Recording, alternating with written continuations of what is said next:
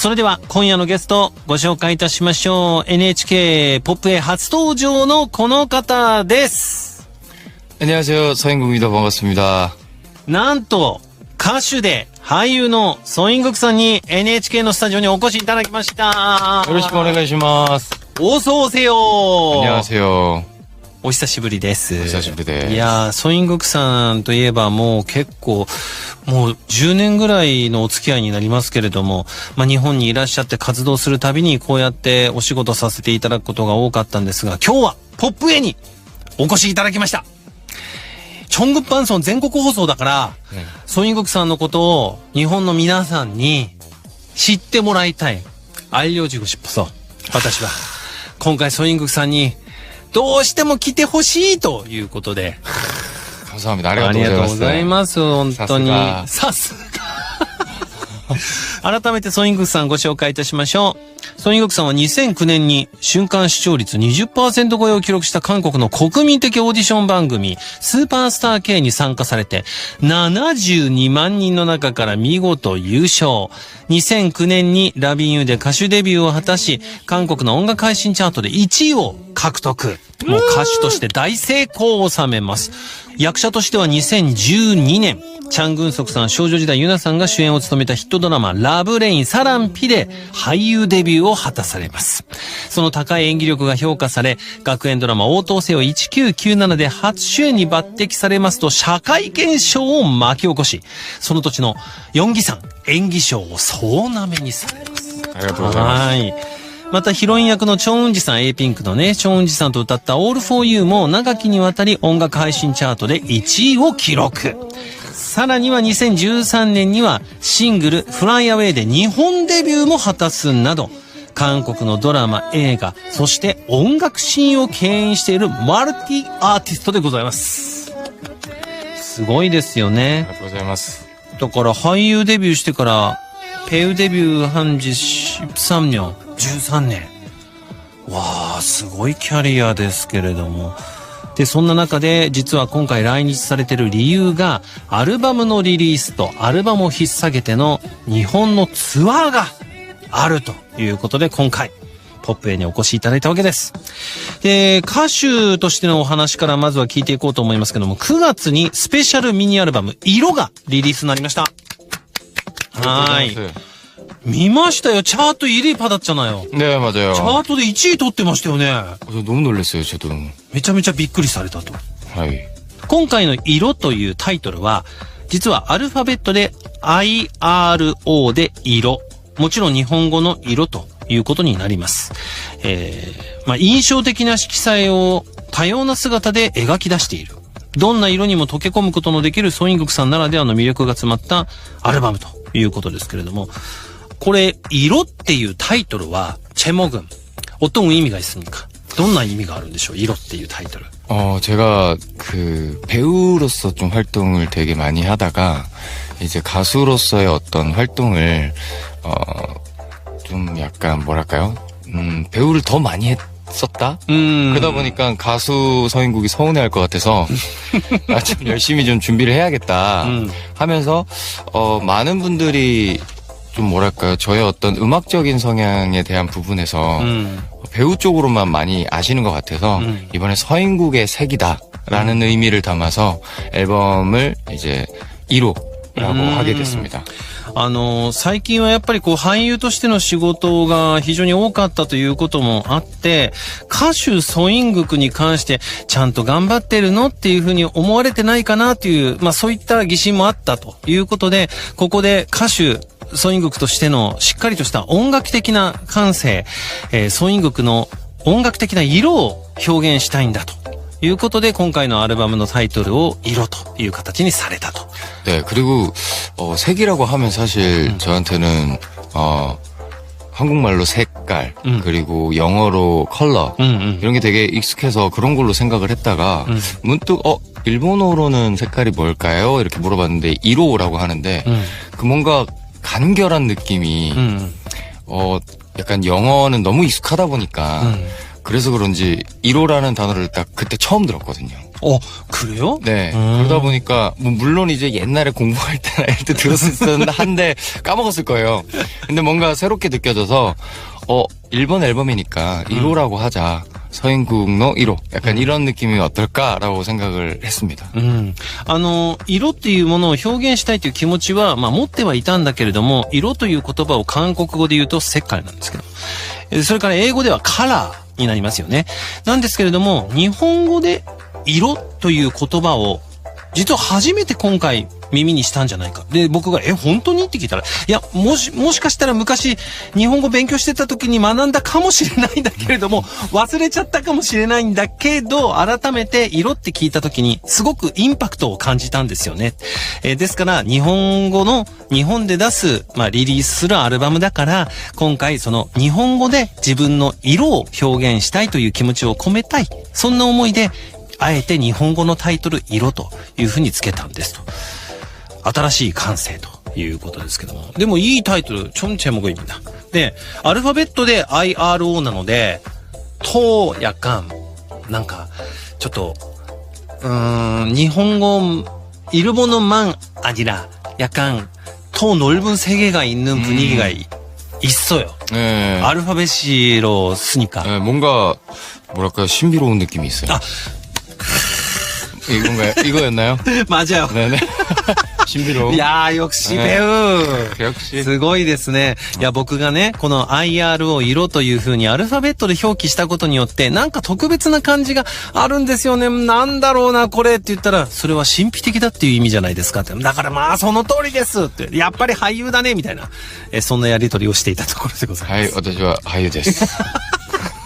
그래도 지금은 가수로서 はい、私は歌手です。今は歌手としてお話をしてくださってますが。で、今回のアルバムは曲、ミュージックビデオのディレクション、セルフプロデュースされてるという。セルフプロデュース하는 뭐 느낌 감각이 재미있었어요? 일단 같이 함께하는 같은 파트너 작업자들이 되게 제가 의지를 많이 하다 보니까 그리고 같이 이렇게 만드는 거에 있어서 또 의미를 더 많이 담는 편이다 보니까 뭔가 완전 셀프라기보다는 함께 만들어가는 거죠. 네, 물론 이제 그거를 디렉을 누가 하냐에 따른 어떤 책임감이 있겠지만 이번엔 디렉을 좀 제가 한 부분도 있어서 뭐 전체적인 밸런스나 뭐 어떤 곡 분위기나 가사나 이런 것들을 좀 짜봤을 때는 그렇지만 그래도 같이 함께하는 친구들이 있어서 재밌게 할 수 있었다라는 말을 꼭 하고 싶어요. セルフプロデュースというふうにおっしゃったんですけれども、実際には一緒に作業してくださったパートナーが、楽曲だったりミュージックビデオだったりプロデューシングに至っても、一緒に作る仲間がいたからこそできたというところはあります。ただ、一緒にというところもありますが、責任感という部分では自分自身が参加することによってより強く感じた部分もあると思うんですよね。例えば、バランス、楽曲だったり歌詞だったり、そういった部分を一緒に友達と、パートナーとやることによって、自分だけではなくて、いろんな感性みたいなものをより広く表現できた。だからこそ、一緒に、セルフプロデュースという風に関わってはいますけれども、一緒にやったことによって、より良い作品ができたんじゃないかというふうにおっしゃっております。はい。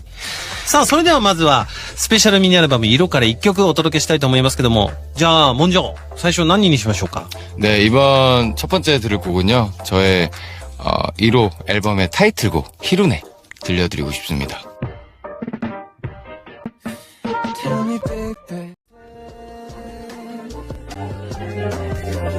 スペシャルミニアルバム色のタイトル曲になりますということでご紹介いただきました。ソイングクさんで昼寝お届けいたしました。昼寝하세요 가끔? 히루네요? 나핀. 저는 진짜 좋아해요. 혼또大好き. 네. 그래서 이 곡을 히루네라고 한 것도 있어요. だからこの昼寝という曲を今回収録したということもありますと. 제가 어떤 이게 낮잠을 할 때 그 느낌 같은 게 있잖아요. 뭔가 나른하고 그리고 보통은 이제 점심 먹고 나서 약간 네, 이렇게 잠이 많이 오잖아요. 네. 그럴 때 되게 기분 좋게 스르륵 잠드는데 이 노래의 어떤 인트로 부분이나 비트나 뭐 하는 것들이 좀 그냥 무작정 잠이 온다라는 느낌보다는 뭔가 장난스럽게 그리고 뭔가 기분 좋게 낮잠을 자는 듯한 느낌 그리고 살랑살랑 선풍기 바람 뭐 이런 느낌이 좀 받아져서 낮잠이다 이렇게 정했습니다. なるほどね。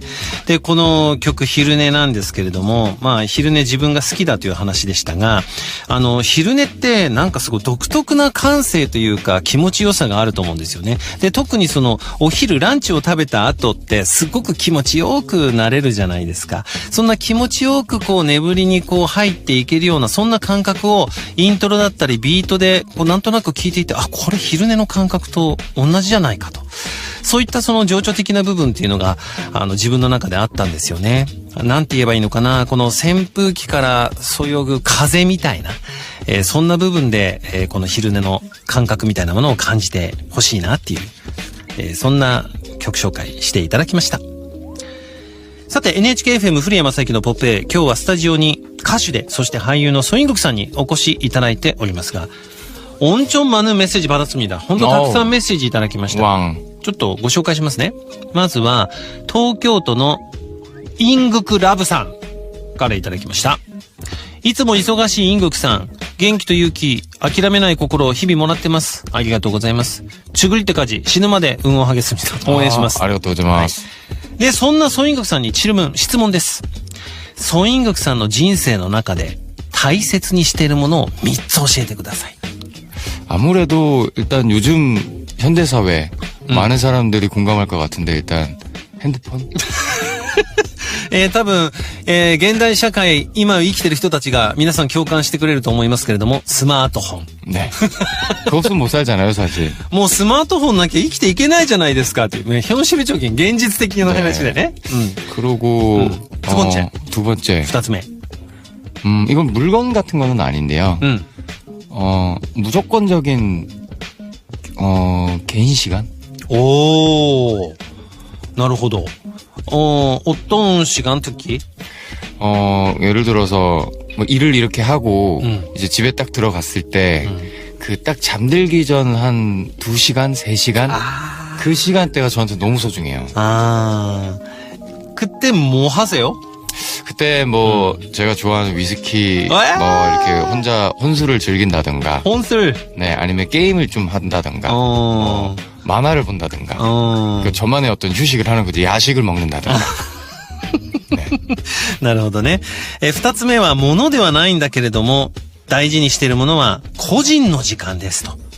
個人の時間って具体的にどんな時間ですかって聞いたら、特に仕事の後家に着いて寝る前の2、3時間というふうにおっしゃってました。具体的に2、3時間どういうふうに過ごすんですかって言ったら、本する、一人酒。ウイスキーを飲むんだそうですよ。それからゲームをしたり、漫画、そして夜食。はい。 재밌겠다, 楽しそう。 사실, 그걸 다 해요. 한 번에 다 해요. 한 번에? 네. 今言ったのを1回あたり全部やるそうです. 네. 그러면 게임하고 게임 しながら 야식 뭐 야식 食べて 가끔 위스키? はいはい. 도끼도끼 위스키? はい. すごいね. 그리고 게임 잠깐 쉴 때 또 웹툰 이렇게. ゲームちょっと休んでる間にはウェブ漫画を見る. すごいですね. 바빠요, 되게. めっちゃ忙しそう.超忙しい. 超忙しい. はい. 超忙しい2、3時間が貴重だと. 마지막. 3つ目. 세 번째. 가장 중요한. 一番重要なもの. 私の はい. fan です. 잘 먹었습니다. ごちそうさまでした. 역시 어디에 교과서가 있습니까? どこに教科書がありますか? 야, すごいですね. 야, 맞아요. 맞아요. 정말로 저는 그런 생각을 합니다. 이번에 이제 팬미팅도 많은 다른 나라도 갔었고, 네. 그리고 제가 10년 넘게 일본에서도 활동을 할 수 있게 되는 거는 지금도 콘서트를 하고 있잖아요. 이 모든 것들은 정말 팬분들이 있기 때문에 가능하다고 저는 생각을 합니다. 그게 당연한 거고 팬분들이 없으면 당연히 그런 것들 제가 이렇게 다른 나라를 팬분들과 만남을 할 수 있는 것들의 기회가 없을 거라고 생각을 하기 때문에 정말 너무너무 소중하죠. 当然ですよね。例えば、最近でもファンミーティングをいろんな国で行うことができましたし、それから10年以上にわたって日本で、音版を出したりコンサートを行ったりってできてるのは当然なことではないと思います。ファンの皆さんがいるからこそできるわけですし、そういった機会が得られると思っていますから、当然のように3つ目、大切なものといえばファンの皆さんですと。ありがとうございます。イングクラブさん、いかがでしょうか。さあ、それでは、ここからはですね、さらに特別なものを3つご紹介いただきたいと思います。番組恒例のスペシャル、音楽企画に行きたいと思います。3つのテーマを設けて、ソイングクさんに今日は、선곡하셨습니다。ソイングクさん選曲していただきました。これ、今まで、소개한 적이 있어요? 이런 노래를. 이번에 제가 준비한 세트리스트요. 한국에서 몇 번 얘기한 적은 있었어요. 아, 그래요? 네네. 韓国では今まで紹介したことはあるかもしれないけれども、일본에서는 처음이죠. 日本では初めてご紹介いただけるということで、3つのテーマに合わせまして、ソインゴクさんの選曲、チェックしていきたいと思います。まずは、첫 번째。子供の頃よく聴いていた曲、어렸을 때 잘聴いていた曲。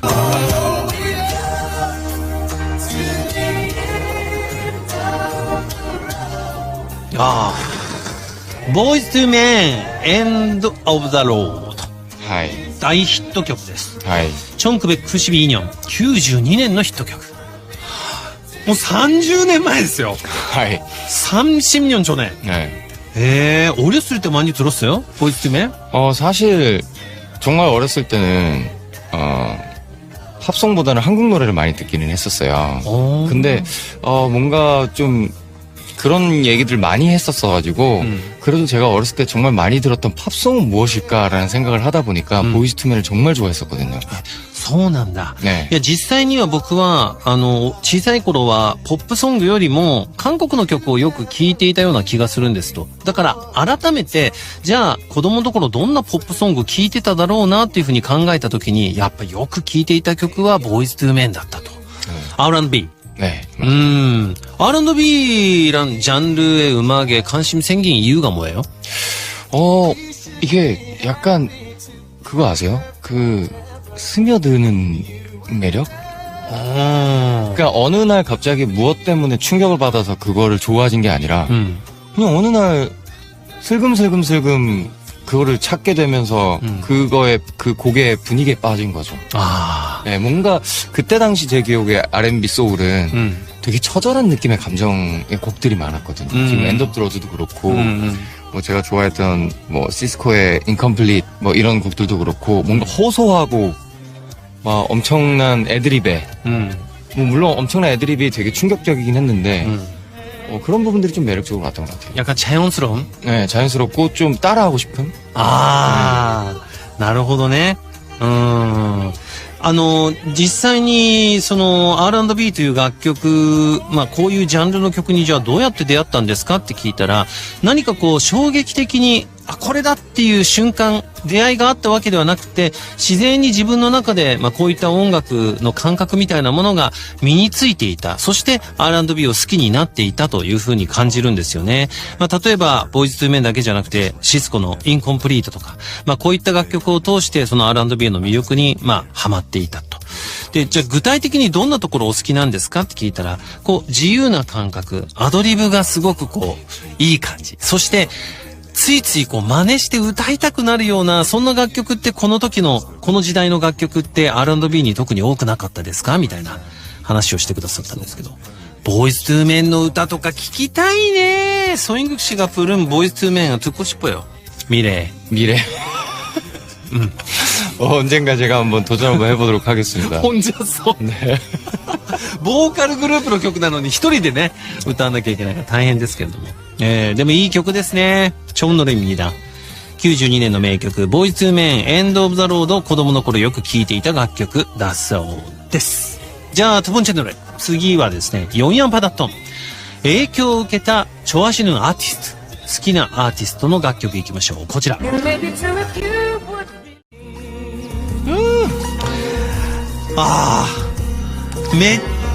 ちゃいい曲。スティービー・ワンダー、オーバージョイド。はい。これはもう名作ですよね。85年の20枚目のスティービー・ワンダーのオリジナルアルバム、インスクエアサークルに収録されていた。インスクエアサークルにパートタイムラバーも入ってますよね。ねえ、はいはい名曲多いですけども。このオーバージョイドって、약간 독특한 매력이 있지 않아요? 아, 맞아요. 저는 이 노래는 좀 처음 들었을 때 좀 충격받았었어요. まさにこの曲が最初聞いた時に衝撃的だったと。 네, 일단 제가 아까 첫 번째 엔드 오브 더 로드 보이즈 투 맨 그리고 제가 시스코 그리고 뭐 브라이언 맥나잇 이런 분들을 노래를 되게 좋아했었거든요. 근데 그분들 목소리를 들어보면 좀 되게 허스키하고 굵고 고음도 잘하고 이런 가수인데 스티비 원더 목소리를 들으면 되게 그때 당시에 목소리가 왜 이렇게 천진난만한 느낌이 들지라는 생각을 했어요. ボイスメンとか、それから先ほど紹介したシスコとか、あとはブライアン・マックナイトみたいなアーティストが好きだったんですけども、こういったアーティストの楽曲っていうのはすごくアーティストの声自体がハスキーで、高音がすごくこう通るような、そんな歌声のアーティストだと思うんですけど、スティービー・ワンダーの声っていうのは本当にもう彼にしか出せない声っていうものがありますよねって。네, 그러다 보니까 그때 당시 또 뭐 여성 보컬 분들도 굉장히 목소리가 터프하고 뭔가 되게 허스키하고 굵었거든요. 그래서 스티비 원더 목소리 들을 때 굉장히 중성적인 느낌이 목소리라서 처음엔 여잔 줄 알았어요. 목소리만 들었을 때. だからスティービー・ワンダーの歌声をね、初めて当時聞いた時に、当時の女性アーティストの楽曲聞いた時もすごくタフでハスキーなアーティストが非常に多かったと思うんですよと。だから最初スティービー・ワンダーの歌声聞いた時にすごく中性的な歌声だなっていう風に感じたんですよね。だから女性が歌ってんのかなって思ったんですよということですけど、このオーバージョイドのバックトラック있잖아요. 그 뿌ƴ뿌ƴ뿌ƴ 네. 신기하잖아요. 너무 신기하죠. 그쵸. 네. 그때 당시에 뭐 레코드가 요즘처럼 편하진 않았을 텐데 그런 사운드들을 다 만드는 게 너무 좀 신기한 것 같기도 해요. 네. 特にこのバックトラックのですね、この水滴の音だったりとか、当時の音楽シーンを考えると、こういう音って簡単にレコーディングというかこう作れるような音ではないはずなのに、どうやってこういったものを作り出したんだろうって考えただけで不思議ですよねって。1985년 앨범です. 40년. 네, 그러니까요. 40年前. 그래서 그때 당시에 제가 이제 실용음악과로 가려고 이 노래를 이제 연습을 많이 했어요. 대학교? 네. 大学の実用音楽科、いわゆるポピュラーミュージック科に進んでいった時に、この曲をめちゃめちゃ歌って練習したと。약간 목소리가 스티비 원더 같대. 그럴까요? 감사합니다. 너무 극찬이에요. 서인국 씨만에 있는 목소리가 있잖아요. 감사합니다. なんかこう考えるとスティービー・ワンダーと同じようにソイングクさんもソイングクさんにしか出せない声ありますよねっていう話をしたら감사합니다. 감사합니다. 너무 감사합니다. 극찬이에요. ありがとうございます。ということで影響を受けたアーティスト、好きなアーティストはスティービー・ワンダー、オーバージョイドでした。